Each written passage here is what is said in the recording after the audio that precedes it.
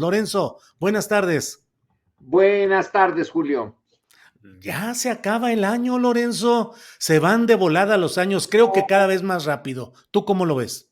Pues sí, como diría el poeta, de que cómo se pasa la vida tan sin sentirlo y cómo llega, no, cómo se pasa la vida tan, sí, tan sin sentirlo y llega la muerte tan callando. Eh, pues sí, se pasa sin sentirlo. Pero Se bueno, pasa. más vale que no pensemos en eso, Julio. Así es, Lorenzo. Lorenzo, bueno, termina 2022 y para efectos de año calendario o de estas análisis que solemos hacer en este ciclo cronológico, ¿cómo vamos a recordar 2022? ¿Cuál será la característica? Cuando los historiadores analicen 2022, ¿qué podrán decir, Lorenzo, de cosas relevantes, positivas, negativas? Bueno, desde mi óptica, lo interesante es la consolidación eh, de un proyecto, que apenas se inicia, el proyecto del López Obradorismo. Ujú, López Obrador dice que se le llame humanismo mexicano. Bueno, ujú. así lo dice él, pero yo creo que se le conocerá más por obradorismo o López Obradorismo. Y se está consolidando, sobre todo ahora, Julio, cuando lo vemos en comparación con lo que está pasando en Perú. Sí, sí, sí. Esa, la, la política comparada siempre ha sido un instrumento muy adecuado de análisis, desde los griegos. Y nuestro cambio de régimen, pues sí, lleva a choques, se usa una y otra vez la polarización, la división, etcétera, pero dentro de el panorama mundial y dentro del panorama latinoamericano no es tan abrupto. Tenemos en la Argentina que la expresidenta Cristina Sí, Fernández de Kirchner ya la quieren meter a la cárcel, eh, que Pedro Castillo eh, pide un régimen de excepción porque ya no se puede con el choque con el Parlamento. Boric en Chile ha tenido que enfrentar que la constitución no pase, se tiene que sí. volver a presentar un proyecto nuevo, aunque él, Boric, quería que ya se le aprobara esa constitución. Entonces, en comparación con otras partes de América Latina, el cambio en México está llevándose por la vía, no sé si tranquila, pero por lo menos por la vía institucional sin muchos problemas. Y el año de 22, quizá, Julio, pueda ser recordado por la manifestación del día 27 de el mes pasado, que realmente fue una toma de las calles centrales de la Ciudad de México por una eh, masa movilizada en apoyo al presidente que no se había visto antes. Claro, todo el mundo puede decir, bueno, es que la población mexicana cada vez es mayor y las manifestaciones son más nutridas, pero Sí, no es, sí. no es Oye, así. Lorenzo, si me permites nada más para actualizar a quienes nos están escuchando, en Perú, el presidente Pedro Castillo Terrones, llegado desde un movimiento, digamos, popular progresista, enfrentaba hoy el tercer intento de declarar vacante la presidencia de la República, es decir, destituirlo. Lo acusan de grave incapacidad moral para ejercer el cargo. Antes de que entrara en sesión el Congreso, el propio presidente Castillo Terrones decretó un estado de excepción, la suspensión de las tareas en el Congreso, un toque de queda y una reorganización judicial. Pero, según la información que está siendo publicada, el Congreso sesionó, determinó por 101 votos de 130 posibles el hecho de destituir a este presidente de Perú, Pedro Castillo, y según algunas publicaciones que estaremos analizando y resolviendo cuál es su veracidad, aseguran que ya fue destituido e incluso algunas hablan de que ha sido detenido por la policía peruana. Todo esto, Lorenzo, como dices, en el marco de gobiernos de corte progresista, popular, de izquierda, como queramos llamarlos, pero lo mismo problemas en Perú, no tan graves pues en Chile, no tan graves como Perú, Argentina, donde acaba de ser declarada ayer sentenciada en primera instancia Cristina Fernández de Kirchner como responsable de delitos de corrupción, 6 años de cárcel, inhabilitación de por vida, movilizaciones en este momento. Y en México, a pesar de todo ello, Lorenzo, camina el proceso de cambio de manera institucional, con tensión, con exacerbación de ánimos, pero todavía parece que manejable en términos institucionales. Lorenzo, perdón la digresión. No, pues Digresión. perfecta, porque tú me preguntaste cómo se vería 2022. Uh Bueno, -huh.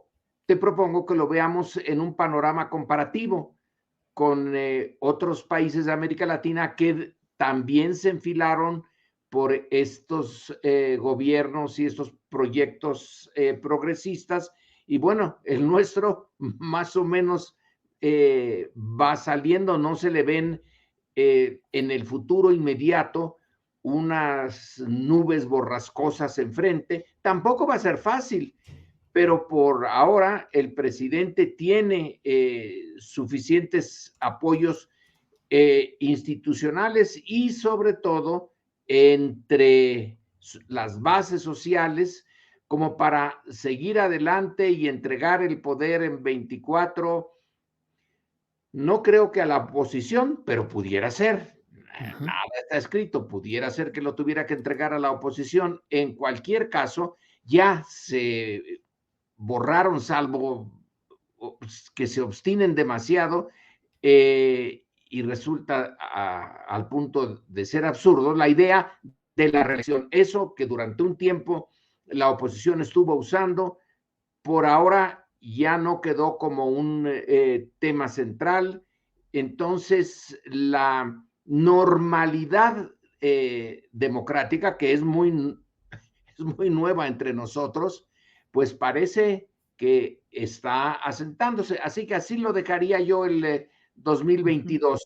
Sí, sí, Lorenzo, y dentro de este panorama de tensiones internas entre las fuerzas que luchan por mantener el poder o por regresar a ese poder, pues está en el centro hoy la reforma electoral, que ya no se llegó al plan A, que era el más ambicioso y el más profundo, y ayer, con una celeridad extraordinaria, se aprobó el llamado plan B. ¿Esto puede constituir, crees, Lorenzo, un punto de un quiebre y de una confrontación creciente entre las fuerzas partidistas electorales en México, o relativamente las reformas electorales pueden ser asimiladas o procesadas por las fuerzas en competencia y sin que se llegue, como luego dicen, sin que llegue la sangre al río? Yo creo que la sangre no va a llegar al río. Obviamente, la reforma de fondo ya no tendrá lugar, pero se presentó ante el Congreso, yo supongo que con un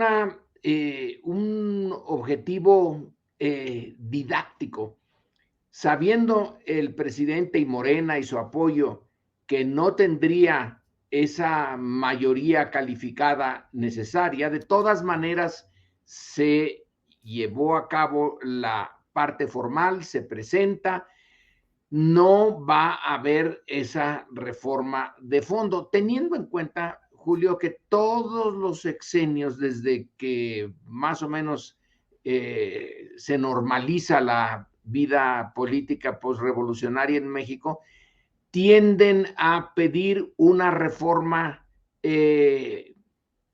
política, todos, Ujú.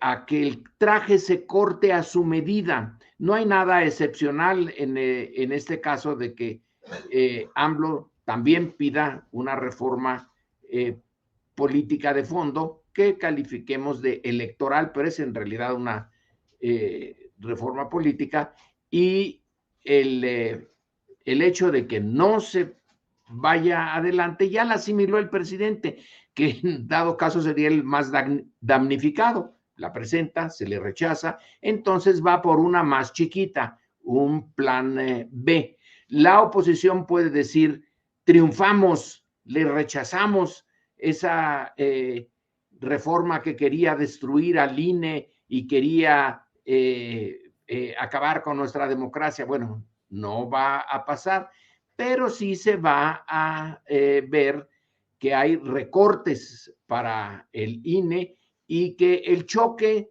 entre el presidente, la 4T y el INE y por otro lado y la derecha, pues va a seguir, pero no de manera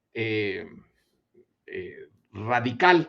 Así que la normalidad, que en nuestro caso, en ese sexenio, es el choque constante entre el presidente, su movimiento, el obradorismo y la derecha, pues ya casi puede uno decir que se normalizó, va a seguir, pero para el mexicano común y corriente esto tiene mucha relevancia, pues no mucha. Y cuando realmente se requiere de movilización, el AMLO lleva mano. La derecha se moviliza primero en noviembre y luego el presidente, y francamente hay una distancia enorme en sus movilizaciones. Ya más o menos queda claro que el presidente tiene como el 70% de aprobación, 65, 70, depende de la empresa que haga la encuesta. Al presidente le gusta una extranjera que hace una encuesta mundial y que sirve bastante bien de referencia, y a los periódicos mexicanos les gustan las locales. Entre más le disminuyan al presidente, más le gusta a los medios, pero en cualquier caso tiene suficiente apoyo. Así que la estabilidad está, digamos, asegurada, porque el poder federal sí tiene una base real de apoyo. Y los actores que pueden echar por tierra la estabilidad difícil, combativa todo el tiempo por los dos lados, no se ven en otras partes de América Latina y en el pasado mexicano. El ejército podía ser un actor que presentara problemas, no es el caso. La guerrilla tampoco. El crimen organizado, Julio, ese, ese tiene ejércitos, ¿no es así? Sí. Ejércitos chicos, localizados en ciertas regiones, pero no busca el poder a nivel nacional, busca el control territorial de ciertas zonas que le importan para el trasiego de sus mercancías prohibidas. Es un problemón. La inseguridad es una de las características de la vida social mexicana, pero no llega a poner en crisis a la estructura misma del poder. Sí, Lorenzo, te quiero pedir tu valoración respecto a las dos marchas. La primera de quienes dijeron defender al INE, que en términos generales se dice, bueno, fue la de los conservadores o la derecha, pero te quiero preguntar, ¿es la vertebración primera y tal vez trascendente de estos grupos, sobre todo de clase media, inconformes con el gobierno del presidente López Obrador, pero significan una primera vertebración que puede ir avanzando estructuralmente y convertirse en una fuerza mayor de lo que hemos visto hasta ahora? Sí, pero tiene un límite. El límite lo da justamente la estructura social que esas fuerzas de conservadoras de derecha crearon.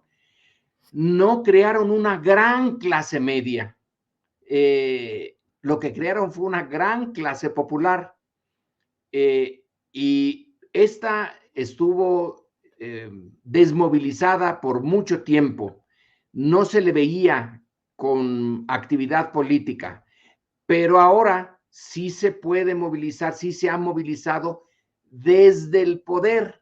Y entonces queda claro que la derecha tiene límites hasta demográficos. Si hubiera una sociedad menos concentradora de los beneficios de la economía, si hubiera una clase media más amplia, bueno, es posible que esa clase media pudiera llegar a tomar sus representantes el poder, pero es relativamente limitada y es limitada por su historia, es decir, defienden proyectos y beneficios que justamente tienen su lado oscuro en la existencia de una gran masa que no puede ser tomada como clase media. Y ahí es donde va a estar difícil que la absorban, porque si no hubiera la contraparte, si nadie estuvieran desperdigados, pulverizados, y nada más hubiera la organización de la clase media, es muy probable que llegaran a vertebrarse, como dices tú, y crear una fuerza política capaz de llegar a los comicios y ganarlos. Pero no está pulverizada la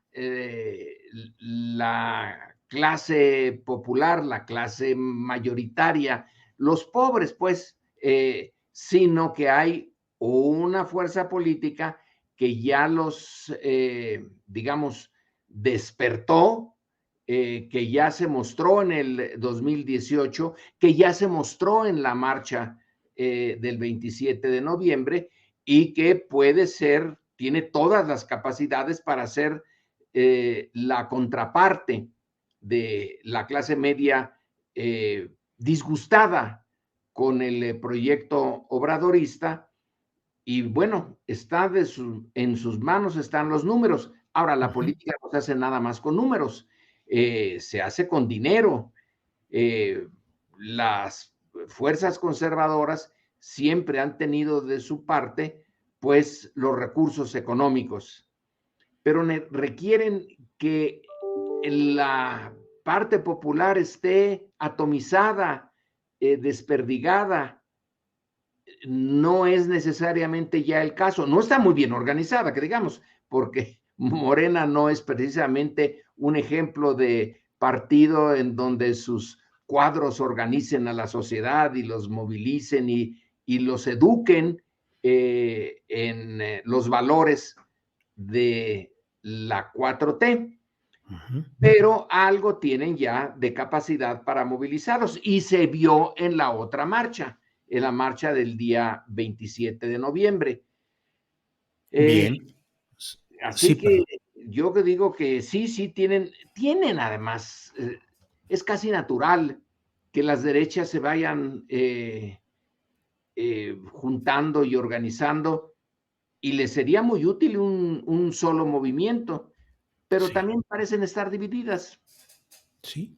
Lorenzo, por desgracia tengo que hacer breviarios periodísticos, informativos en el curso de la plática para ir informando de que todos los medios de comunicación peruanos aseguran que fue detenido ya el expresidente para estos efectos, Pedro Castillo Terrones, que la vicepresidenta Dina Boluarte va a asumir la presidencia de Perú, que las Fuerzas Armadas dicen que van a garantizar el orden constitucional. Para quienes van llegando apenas al programa, el presidente de Perú, Pedro Castillo, intentó declarar un estado de excepción, suspender al Congreso y evitar que lo destituyeran. Sin embargo, el Congreso sesionó, lo ha destituido y ahora todos los reportes periodísticos hablan de que ya fue detenido y que está en una prefectura policíaca.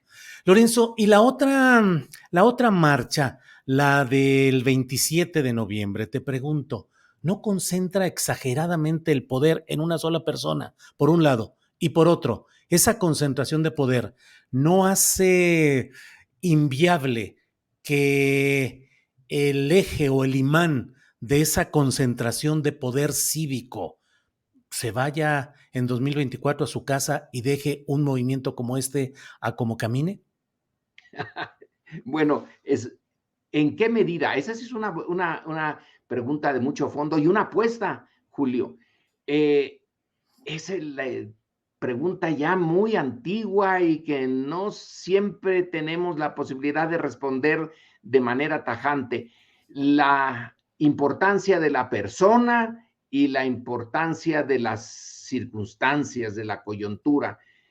En nuestro caso sí es evidente que hay un liderazgo excepcional, un liderazgo carismático, un liderazgo que se hizo a lo largo de muchos años y de una biografía de ir contra la corriente. Es, yo diría, un liderazgo salmón. En Tabasco le quitaron la posibilidad de ser gobernador, en la presidencia también dos veces, pero ahí ha seguido hasta que llega al poder. Ese liderazgo es imposible de replicar. Quienes desde la óptica o desde el lado de la izquierda vayan a intentar asumir el liderazgo después de que Andrés Manuel se vaya a su propiedad rural, Ajá. allá en el De sur, sonoro nombre. de Sonoro, ¿no? Pero chiquita. Este, van a tener que buscarse otra forma de liderazgo. No van a poder replicar la de Andrés Manuel y la concentración carismática de poder de Andrés Manuel, no la van a poder tener. Entonces va a ser más otro camino. Weber hablaba de la burocratización de los seguidores del líder carismático, porque pues, si no se puede replicar, si es imposible por definición, entonces se van buscando institucionalizarlo de otra manera. Él le llamó la Híjole, burocratización. ¿y quién sería el más burocratizable de los aspirantes? ¿Adán Augusto? Todos son burocratizables ahí. Eh, Ajá. el punto es qué tan eficaces van a ser y aquí el papel del partido sí va a ser más interesante. O se convierte en algo más profesional, más sólido y no así todo desparramado y a veces descuacharrangado, pero que gracias a la figura de Andrés Manuel funciona relativamente bien como una organización que sabe lo que quiere y cómo lo va a adquirir y bien, si no pasa la reforma electoral A, pasa la reforma electoral B. Si no se logra la reforma energética para mantener la energía eléctrica como la quería Andrés Manuel, se pasa a otra reforma B y de todas maneras se logra arrancar de las raíces neoliberales que ya estaban allí con Iberdrola, etcétera, y sigue adelante el proyecto. Bueno, ahora el reto de los seguidores es descubrir una fórmula en donde ya no sea su capacidad carismática, sino la institucionalidad de la corriente de izquierda, sobre todo del partido, ¿no? De Morena, que tiene también sus choques internos, bueno, ni tan internos, porque los estamos viendo todos los días, todos nosotros. Tienen ¿Pero sus, qué sería? ¿Un partido carismático institucional? pues ya no, porque algo, como digo, sigo a Weber aquí en eso, el carisma se burocratiza. En más de un sentido, burocratización y carisma son antagónicos. ¿Eh? El carisma es algo que posee una persona por muchas razones. En este caso, yo diría que es por la biografía de Andrés Manuel, que ninguno de sus posibles sucesores tienen. Es más una biografía burocrática, o es gobernador, o en fin, se es funcionario, pero no tienen ese carácter. Sin embargo, la realidad exige que haya un liderazgo y la va a tener difícil, no imposible. Yo no creo que sea imposible. ¿Sabes también por qué?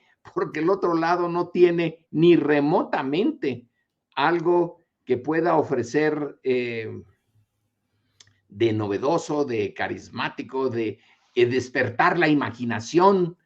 Lorenzo, ¿y por qué esa oposición a pesar de tantos ataques y un discurso tan cerrado contra el obradorismo en el que nos pintan un México al borde del abismo, un Sí. México con una generalidad de ciudadanos que estarían sumamente indignados con López Obrador? ¿Por qué a pesar de eso esta corriente política o estas corrientes políticas no logran generar un liderazgo y un programa atractivos, como puede suceder en otros lugares, en otros países, donde la derecha se vuelve una fuerza vociferante, activa, llamativa hacia los electores? ¿Por qué aquí no? Bueno, arriesgo una explicación. Por el pasado autoritario del sistema al que Andrés Manuel quiere cambiar. De maneras distintas, esta oposición todas tienen algo que, digamos, una parte oscura de su apoyo al pasado no democrático, al pasado autoritario y al pasado concentrador de la riqueza.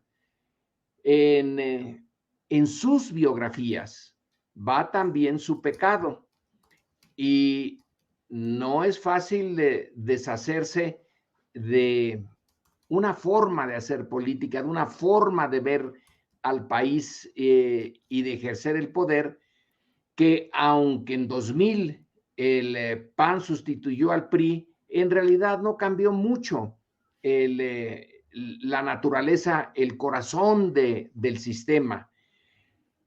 Y bueno, no es en balde que tuvieron privilegios en el pasado y que ahora eso les está costando, ahora tienen que pagarlo.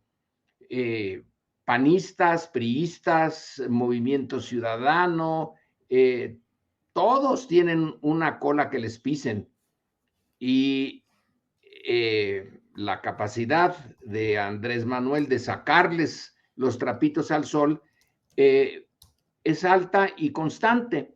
Entonces, ¿cómo va a despertar entusiasmo el liderazgo? Ya, pongamos el caso extremo, el caso ya de caricatura. ¿Cómo va a poder despertar entusiasmo Alito? Tiene un caserón allí en Campeche Sí. fantástico. Ese sí despierta la imaginación, fíjate. Ajá. Yo nada más vi la casa por fuera porque no te dejaban ni acercarte los guaruras, pero luego cuando vinieron las fotografías y todo, y los baños con mármol, etcétera, pues ¿cómo va a despertar el entusiasmo y la imaginación de un mexicano común y corriente ese tipo de clase política? Fox con sus ranchos, porque ya era el San Cristóbal era uno y luego se agenció el otro, ¿no? Al ladito. Ujú. ¿De dónde se saca esa parte intangible pero importantísimo, que es el despertar la imaginación del común, del hombre y la mujer de a pie y decir, este líder sí me representa, sí me identifico con sus valores, me identifico con su biografía, con su pasado, con su discurso? Pues no, eso sí que podrá inventarse parte de ello con dinero y con control de los medios de comunicación, pero tiene su límite. Ujú.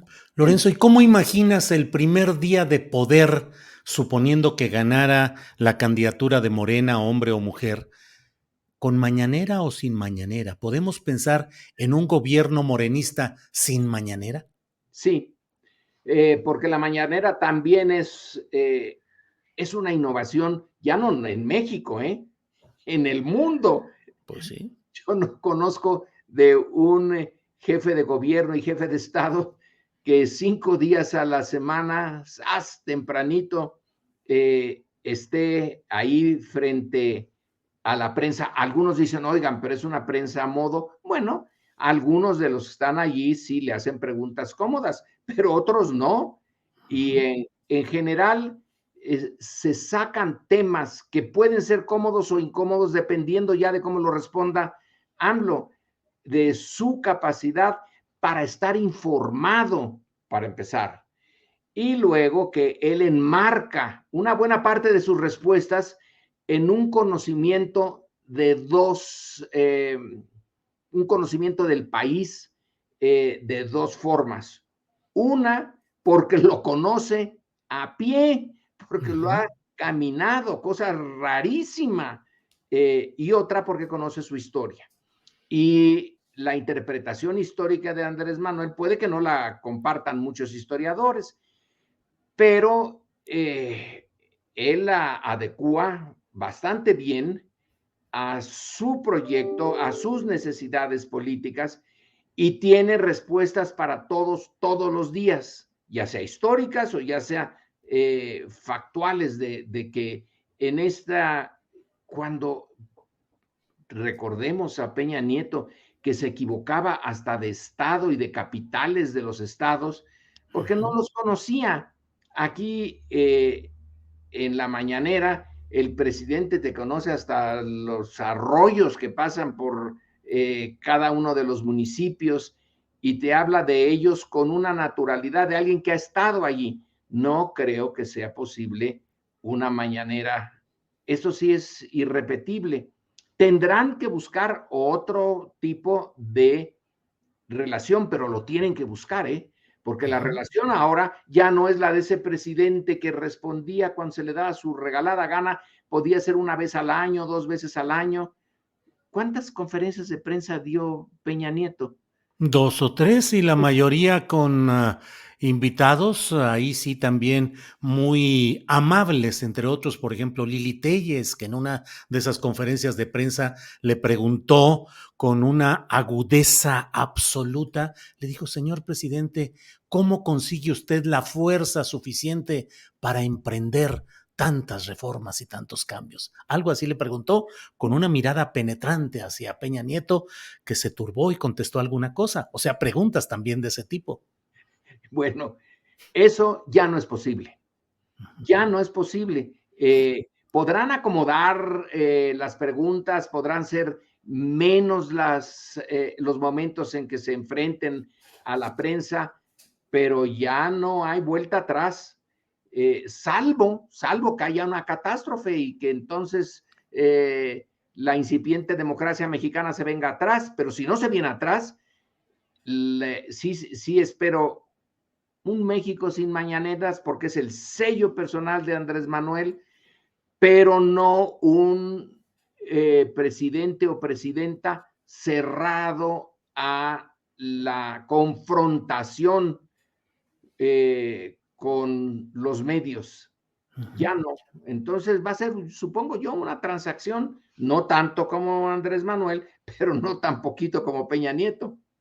Lorenzo, ¿qué tanto el contexto internacional puede afectar las posibilidades de que Morena y sus aliados continúen en el poder? Si estamos viendo lo de Perú, donde ha sido destituido ya el presidente Pedro Castillo Terrones, está detenido ya y ya está el proceso para que la investidura la asuma la vicepresidenta. Vemos lo que pasa, como tú lo has dicho, ya en Chile, donde no se ha podido procesar una constitución que sustituya a la pinochetista, Brasil, donde gana Lula, pero en medio de un cuadro muy difícil, con el bolsonarismo dominando el poder legislativo, las gubernaturas más importantes, Argentina, donde el golpe político va contra la figura principal de este movimiento social, el peronismo, el kirchnerismo, como es Cristina Fernández de Kirchner, y Estados Unidos también con la resolución respecto a demócratas o republicanos y republicanos trompistas, ¿acaso? ¿Cómo puede todo esto afectar el proceso mexicano, Lorenzo? Yo creo que muy poco. Si tu pregunta fue el factor externo, y el factor externo es en realidad el factor norteamericano en nuestro caso, en nuestro continente. La Guerra Fría, ese fenómeno tan duro, tan determinante de muchas, muchas cosas en América Latina, pues ya hace tiempo que se fue. Estados Unidos ya no tiene por qué temer a gobiernos que sean considerados progresistas o de izquierda, puesto que ya no está el oro de Moscú. Moscú ya ni oro tiene. Ya no hay un desafío al poder norteamericano, al menos en este continente. El chino, el poder chino, va a empezar o ya empezó a minar ciertos cimientos del dominio norteamericano, pero le falta mucho. Así que en lo inmediato, ese factor externo está más bien a la expectativa, está más bien viendo, bueno, ¿qué pasa aquí?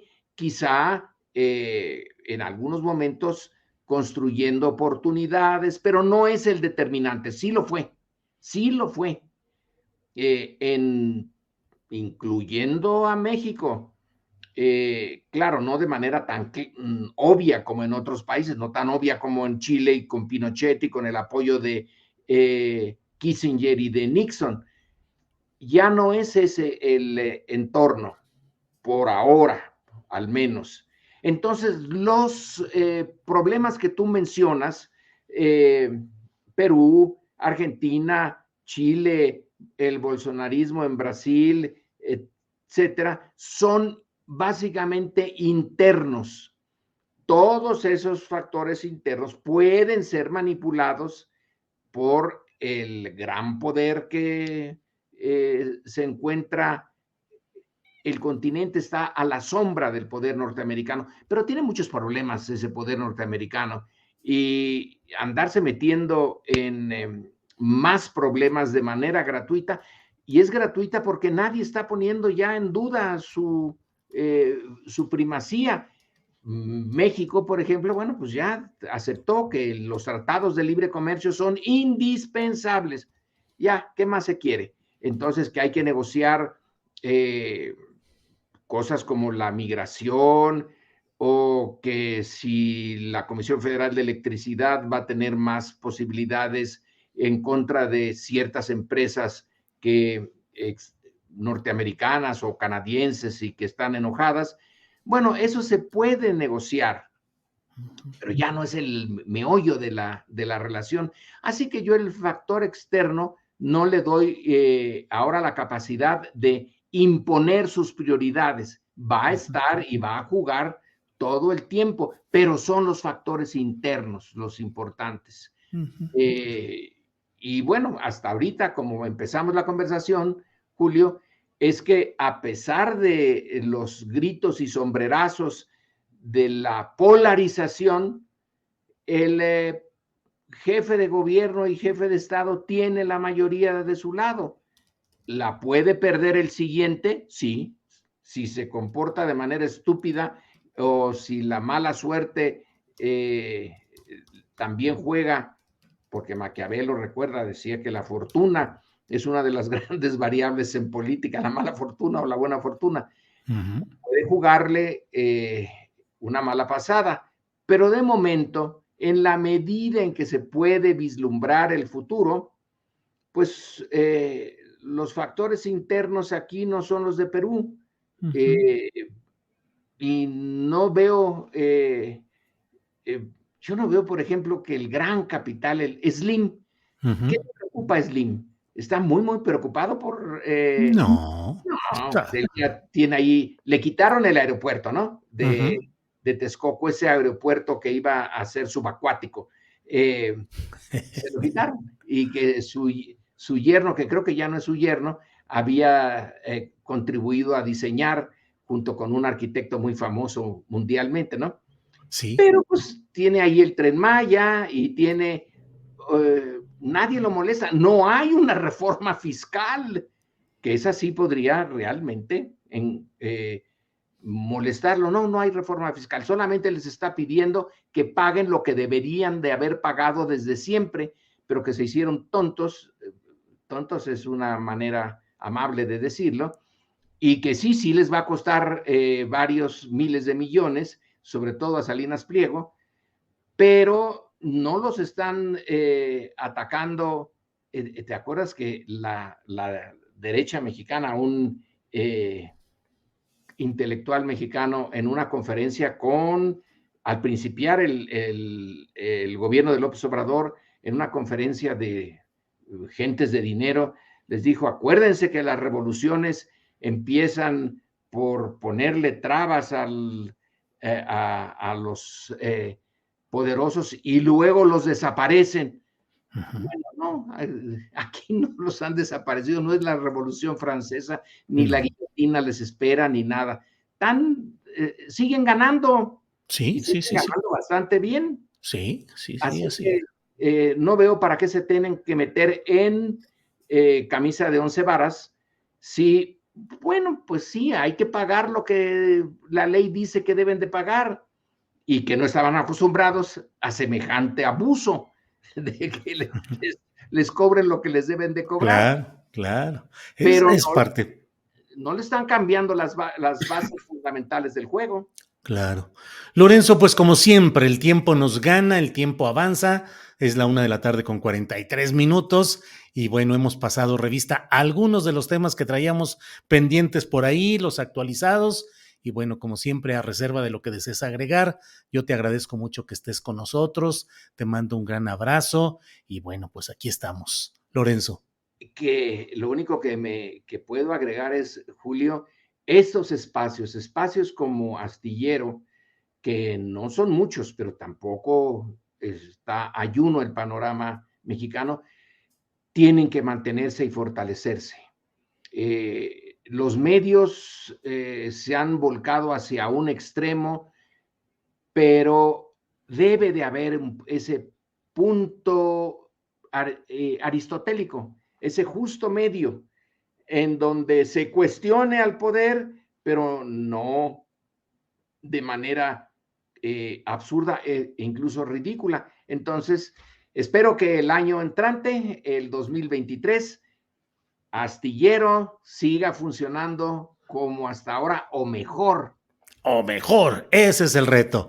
Lorenzo, como siempre, te mando un gran abrazo y nos vemos pronto para seguir analizando todos estos temas. Lorenzo, muchas gracias por tus Buenas tardes, palabras y por Julio. estar aquí. Gracias.